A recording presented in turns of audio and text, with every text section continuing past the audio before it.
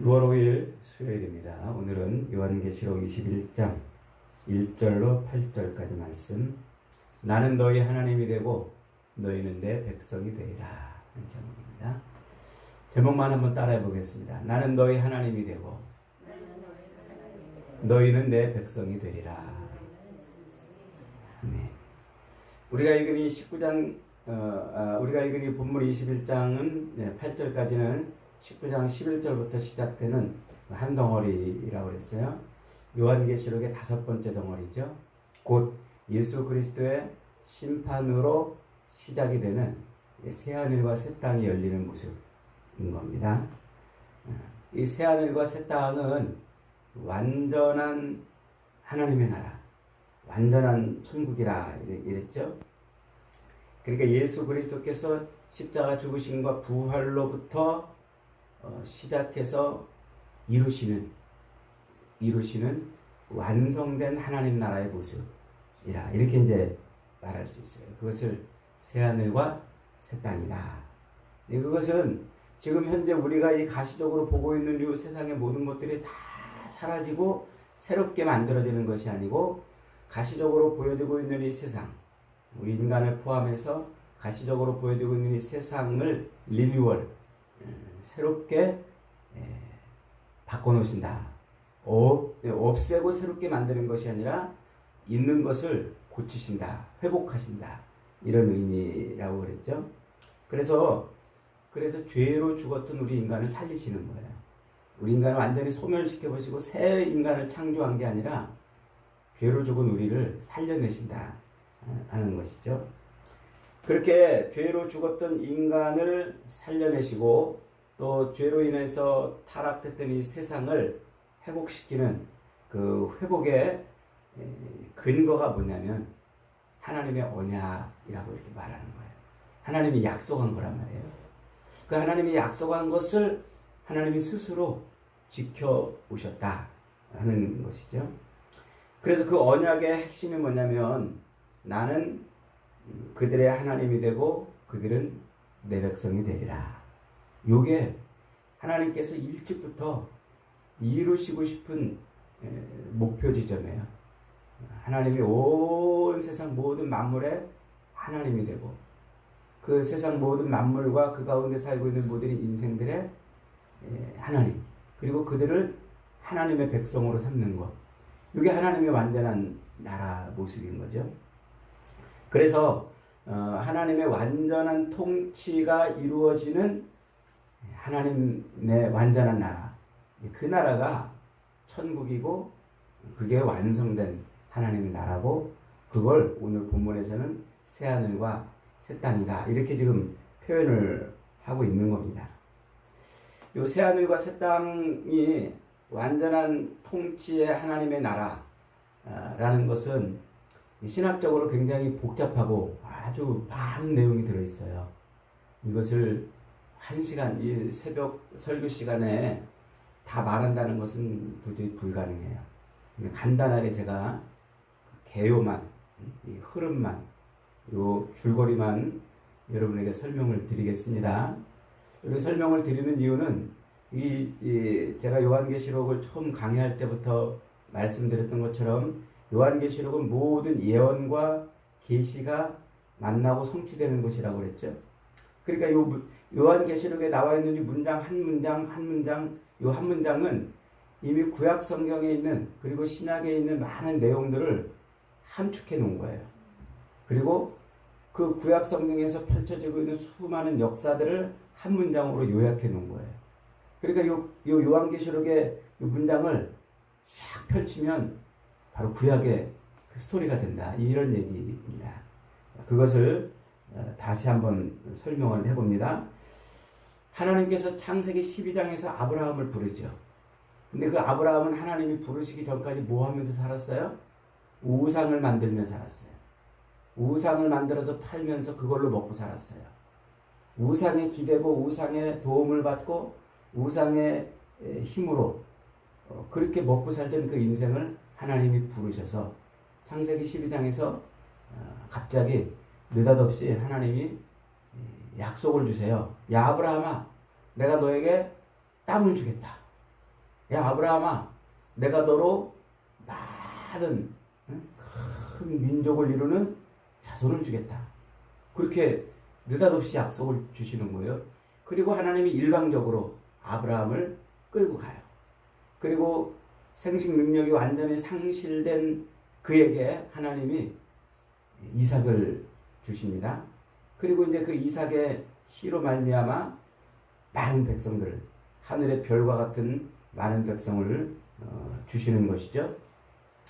그렇게 주시면서 하나님이 그 약속 끝에 뭐라고 말씀하시냐면, 그 많은 너의 그 씨로 말미암아 하늘의 별처럼 허다한 무리가, 백성들이, 이제 자손들이 나올 것인데, 그들을 어떻게 만드실 거냐면, 내가 애굽에다 그들을 집어넣다가 그들을 다시 꺼내실 거다. 이렇게 약속을 해주셨어요. 그래서 실제로 그 아브라함의 그 아들 이삭, 그리고 그 아들 야곱이 야곱을 통해서 이스라엘 백성들이 어디로 갑니까? 애굽에 들어가잖아요. 그래서 애굽에서 430년 동안 그곳에서 지배를 받고 있는데, 거기서 많은 수로 늘어나요.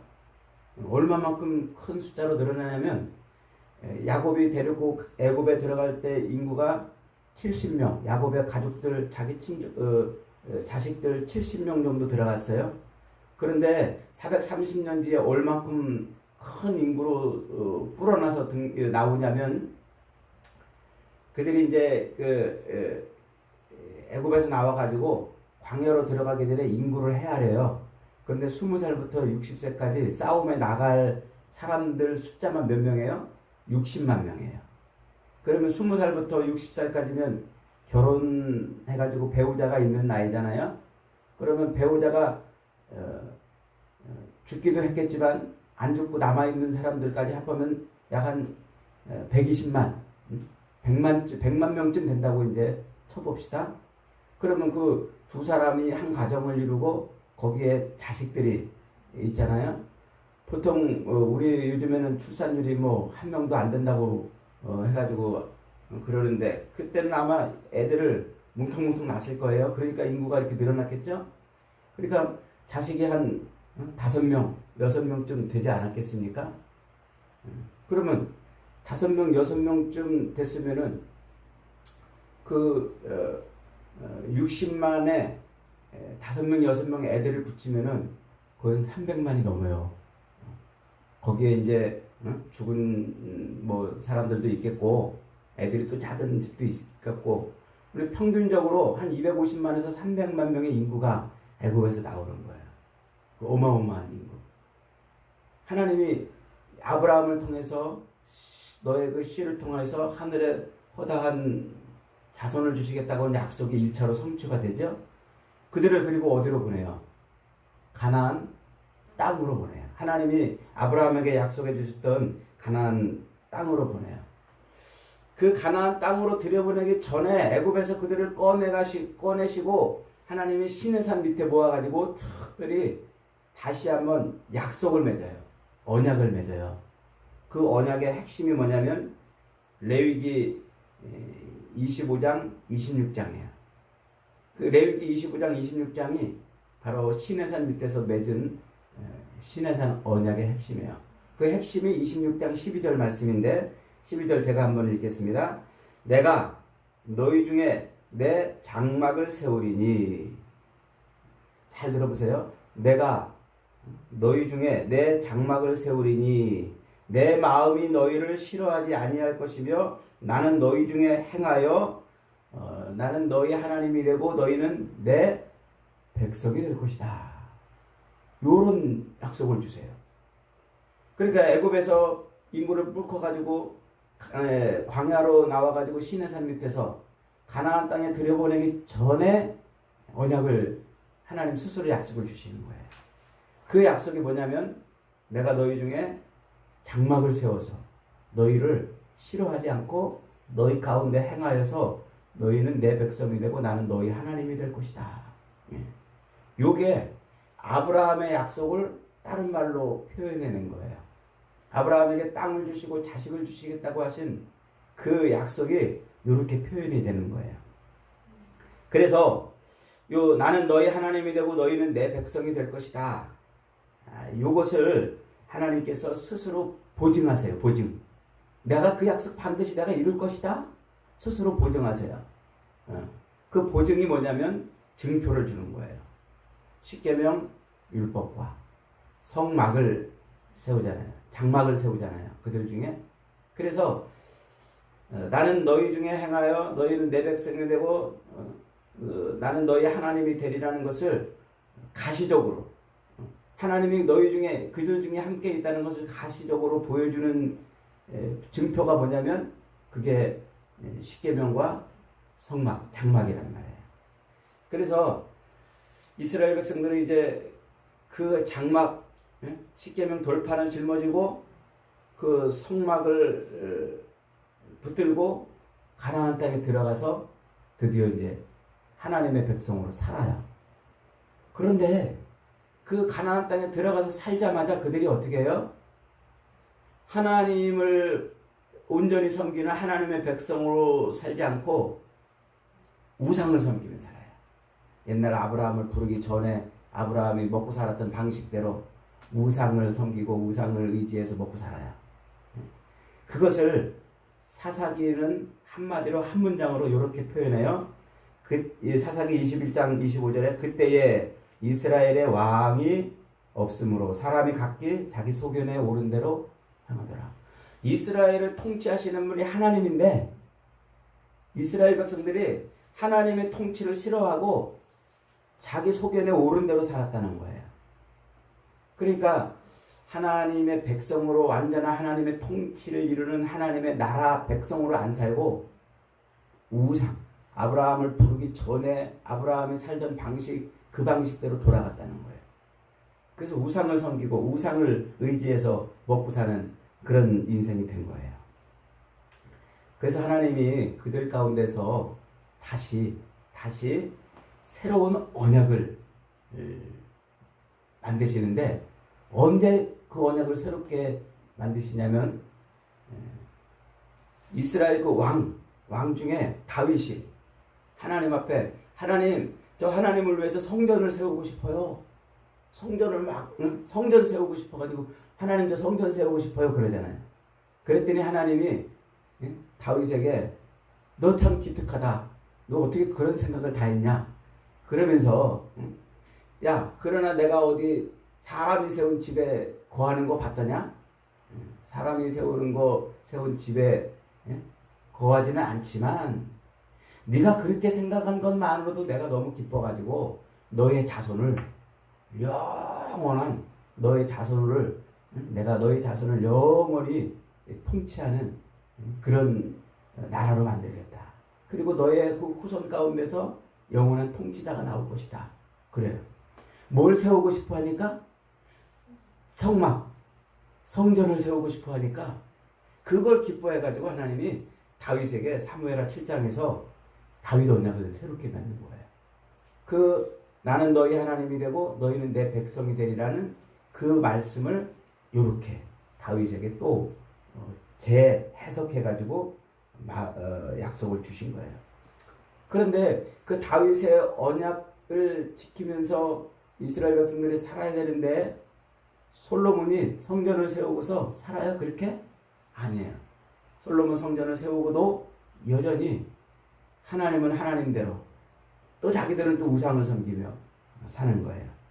그래서 하나님이 하나님의 백성으로서 하나님의 이 나라를 통치하는 왕으로서 자기 백성들의 삶을 그렇게 못 사니까 그들을 어떻게 해요? 하나님이 자꾸 심판하세요. 심판. 선지자들을 보내가지고 야 너 그러다가 하나님한테 한대 얻어맞는다. 너 그러다가 하나님한테 혼난다. 선지자들을 보내서 계속 심판의 메시지를 주시는 거예요. 그래도 돌이키지 않으니까 결국 이방인들의 손을 들어서 북이스라엘을 721년에 멸망시켜버려요. 그리고 남유다를 BC 586년에 멸망시켜버려요. 아수르와 바벨론에서 완전히 멸망하게 하죠. 그런데 그 멸망, 아수르와 바벨론에 의해서 이스라엘을 완전히 심판하시는 그 심판의 메시지 끝자락에 계속 반복되는 말이 있어요. 그게 뭡니까? 그게 바로 나는 너희 하나님이 되고 너희는 내 백성이 될 것이다. 이 말이 계속 그 심판의 끝자락에 계속 반복이 돼요. 참고적으로 예레미야 24장 7절 한번 제가 있습니다. 내가 여호와인 줄 아는 마음을 그들에게 주어서 그들이 전심으로 내게 돌아오게 하리니 그들은 내 백성이 되고 나는 그들의 하나님이 되리라. 그 심판의 끝자락에 하나님이 그들을 회복시키시겠다는 거예요. 나는 너희의 하나님이 되고 너희는 내 백성이 되리는 그 말 때문에 하나님이 다시 그들을 완전히 멸하지 않고 그들을 회복시키시겠다는 거예요. 그래서 에스겔서 37장 23절 27절에도 그렇게 말해요. 그들이 우상들과 가증한 물건과 그 모든 죄악으로 더 이상 자신들을 더럽히지 아니하리라. 내가 그들을 범죄한 그 처소에서 구원하여 정결하게 한즉 그들은 내 백성이 되고 나는 그들의 하나님이 되리라. 나는 내 처소가 그들 가운데 있게 할 것이며 나는 그들의 하나님이 되고 그들은 내 백성이 되리라. 그러니까 그들의 삶 가운데 처소를 두고 그들의 하나님이 되시고 내 백성을 만드시겠다는 거예요. 그걸 저 뒤에 스가랴서에 가면 또 하나님이 반복하세요. 스가랴서는 이스라엘 백성들이 예루살렘으로 귀국해가지고 이제 성전을 지으라고 그러니까 빨리 못 짓고 더듬더듬 그러다가 하나님한테 또 책망받는 이야기가 스가랴 선지에 스가랴, 학개, 말라기 그 세 권의 선지서가 돌아와가지고 성전을 빨리 못 지으니까 하나님이 야단치는 메시지란 말이에요. 그 스가랴서 8장 8절에서 또 이래요. 인도하여다가 예루살렘 가운데 거주하게 하리니 그들은 내 백성이 되고 나는 진리와 공의로 그들의 하나님이 되리라. 그러니까 죄악 가운데 있는 이스라엘을 건져다가 예루살렘에 둘 것이고 그 예루살렘 한가운데 하나님이 임하셔서 그들의 하나님이 되고 내 백성을 만드시겠다. 이거예요. 그러니까 이 레위기 26장 12절에서 시작된 나는 그들의 하나님이 되고 그들은 내 백성이 되리라는 요 언약, 그 언약 때문에 이스라엘을 심판하시는 거예요. 그렇게 못 사니까 그들을 심판하시고 그 언약 때문에 그들을 완전히 멸하지 않고 회복시켜서 다시 그들의 하나님이 되고 내 백성이 되게 하시겠다는 말씀을 하시는 거예요. 이게 구약의 역사예요. 그러니까 나는 너희 하나님이 되고 너희는 내 백성이 되리라는 요 말 때문에 하나님은 이스라엘을 하나님의 백성으로 만들기 위해서 심판도 하시고 구원도 하시는 거예요. 이해가 되세요? 네.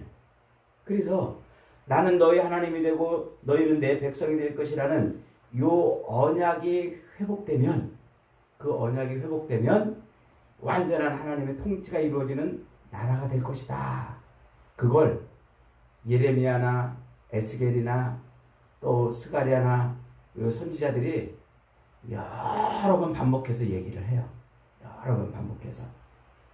그게 온전한 하나님의 나라가 된다는 것이죠.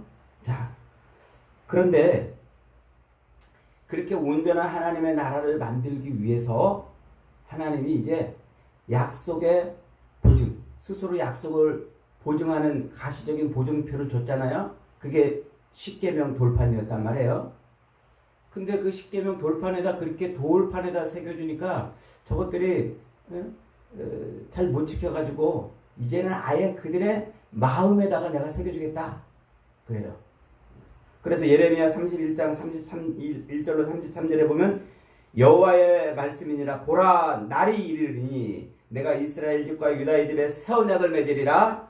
이 언약은 내가 그들의 조상들의 손을 잡고 애굽 땅에서 인도하여 내던 날에 맺은 것과 같지 아니할 것은 그때 돌판에 새겨졌던 그때 그거를 회상하는 거예요. 그렇게 이제 아니할 것은 내가 그들의 남편이 되었어도 그들은 내 언약을 깨뜨렸음이라 여호와의 말씀이니라. 그러나 그날 이후에 내가 이스라엘 집과 맺을 언약은 이러하니 내가 나의 법을 그들 마음속에 새겨두며 돌판에 새겼던 걸 이제 안 하고 이제 마음에 새겨둔단 말이에요. 그래서 그들의 마음에 기록하여 나는 그들의 하나님이 되고 그들은 내 백성이 될 것이다. 여호와의 말이니라. 그러니까 돌판에 새겼던 그 방식으로 하나님이 그 언약을 이루셔가는 게 아니라 이번에는 이제 백성들의 마음에 그 하나님의 언약을 새겨가지고 내 백성을 삼으시겠다. 그러는 거예요. 그러면서 그 하나님의 그 언약을 성취하는 핵심이 뭐냐면 장막. 하나님이 장막을 세운다고 그랬잖아요. 장막을 세워서 그 언약을 이루실 것이다. 그랬는데 그게 어떻게 성취가 돼요? 저 신약성경 히브리서 우리 다 공부했죠? 히브리서 공부할 때도 복잡한 개념이 많이 나와가지고 좀 힘이 들었습니다만 히브리서 8장에 가면은요 이런 얘기를 해요. 자, 히브리서는 유대인이면서 기독교로 개종한 사람들이 있단 말이에요. 그러니까 그들은 유대 사회에서 유대인들한테 막 핍박을 당하고 로마 사회에서 또 핍박을 당하면서 예수를 부인하라고 이제 막 그런 요구를 받는 상태에 있는 사람들한테 쓴 말들 보낸 편지잖아요. 그러니까 실존적 위협 속에서 예수를 믿을 것이냐 아니면 세상 사람들과 똑같이 살 것이냐 그런 갈림길에 있는 유대 그리스도인들을 향해서 쓴 말씀이란 말이에요.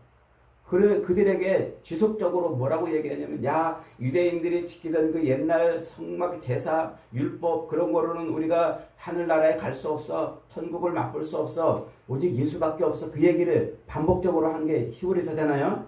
그 히브리서 8장 12절에서 이렇게 말해요. 들어보세요. 1절로 2절에 지금 우리가 하는 말의 요점은 그러니까 히브리 기자가 지금까지 말한 것을 정리하는 거예요. 지금 우리가 하는 말의 요점은 이러한 대제사장이 우리에게 있다는 것이라 그는 하늘에서 지극히 크신 이의 보좌 우편에 앉으셨으니 성소와 참 장막에서 섬기시느니라. 이 장막은 주께서 세우신 것이요 사람이 세운 것이 아니라. 이런 말을 해요. 그러니까 예수님이 뭐라는 거예요? 예수님이 대제사장이 돼가지고 이 장막에서 섬기시는 일을 하신단 말이에요. 그런데 그 장막은 사람이 세운 장막, 즉 예루살렘 성전이 아닌 눈에 보이는 그 예루살렘 성전이 아닌 다른 장막이라는 거예요. 그 다른 장막에서 예수님이 제사장 역할을 하나님 앞에 백성들을 끌어내서 죄 용서함을 받게 하시는 그 제사장 역할을 대제사장 역할을 하신다 그 말이에요. 그 말. 그 장막이 뭘까요? 그게 바로 예수 그리스도를 통해서 세우는 교회를 의미하는 거예요. 교회. 성전이죠. 성전. 다른 말로 말하면 성전이잖아요. 그래서 사도 바울이 예수 믿는 교회들을 향해서 뭐라고 그래요? 너희는 하나님이 세운 하나님의 성전인 줄 알지 못하느냐 그러잖아요. 그 교회가 곧 성전이란 말이에요. 우리가 곧 성전이란 말이에요. 그 성전이 어떻게 됐어요? 우리가? 십자가에 달려 죽으신 예수로 말미암아 성전이 된 거예요. 그러니까 하나님이 장막을 세운 거란 말이에요. 우리가 세운 게 아니라 손으로 세운 게 아니라 하나님이 세운 장막이 바로 성전이고 그게 교회이고 그렇다는 겁니다.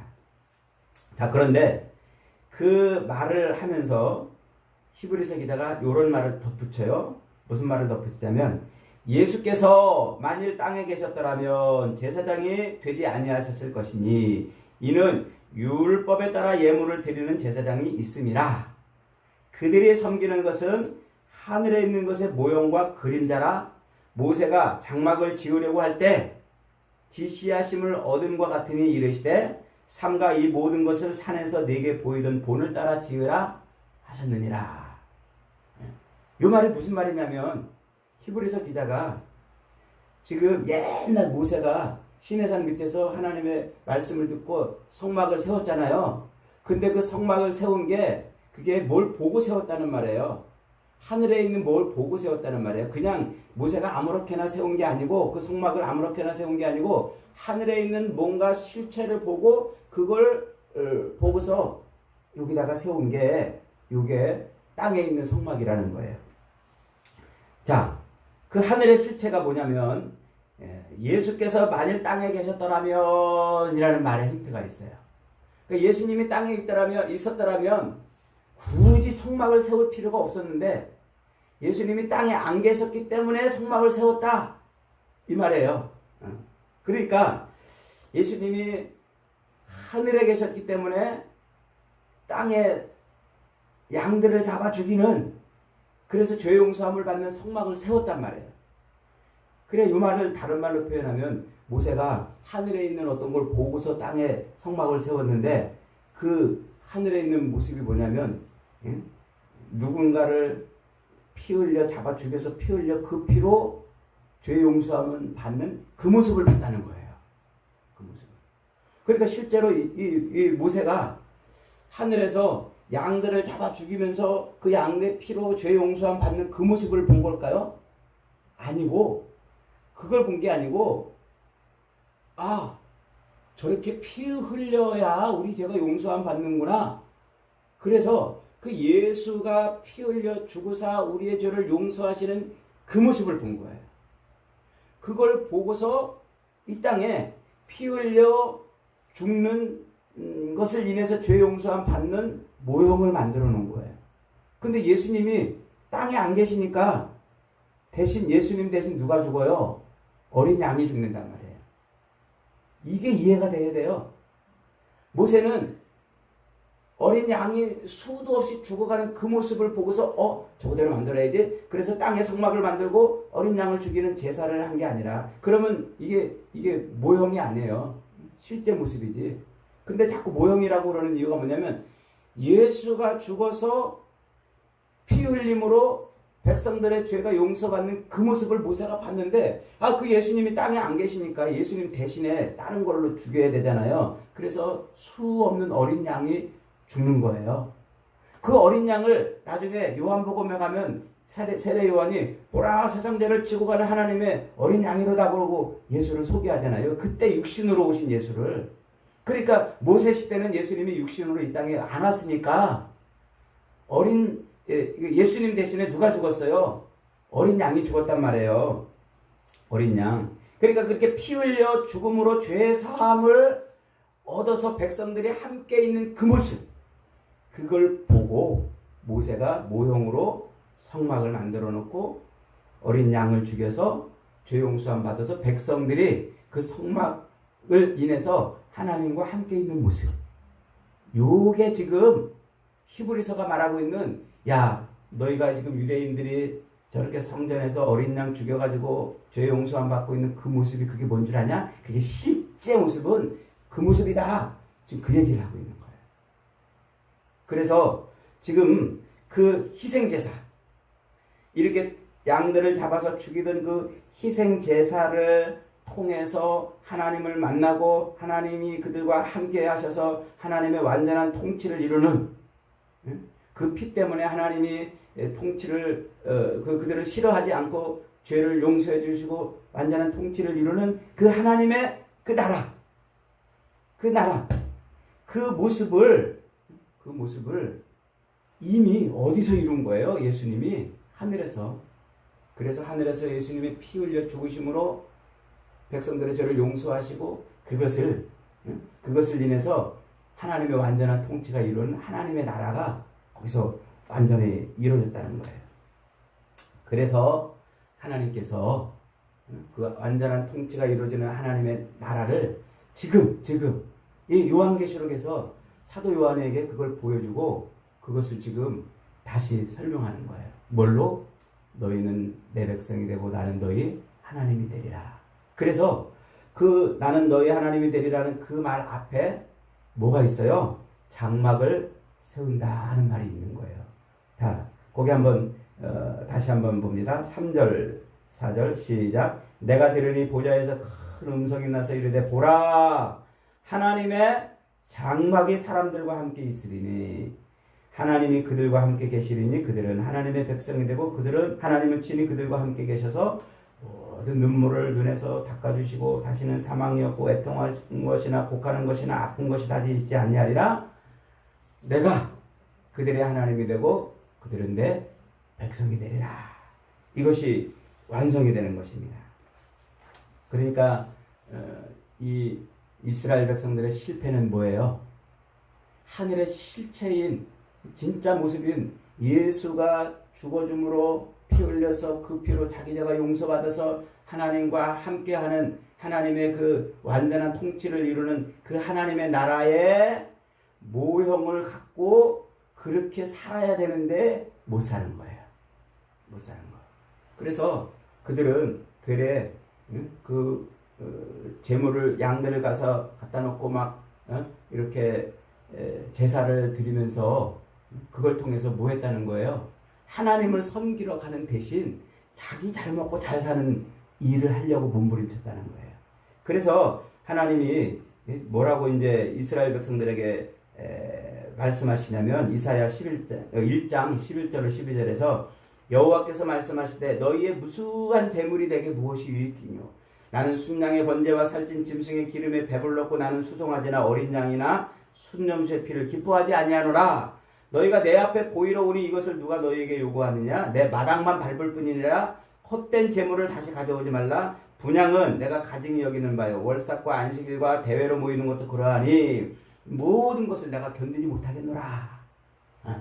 그러니까 이스라엘 백성들이 마음은 저 우상에게 가 있고 몸은 제물로 하나님 앞에 예배드려.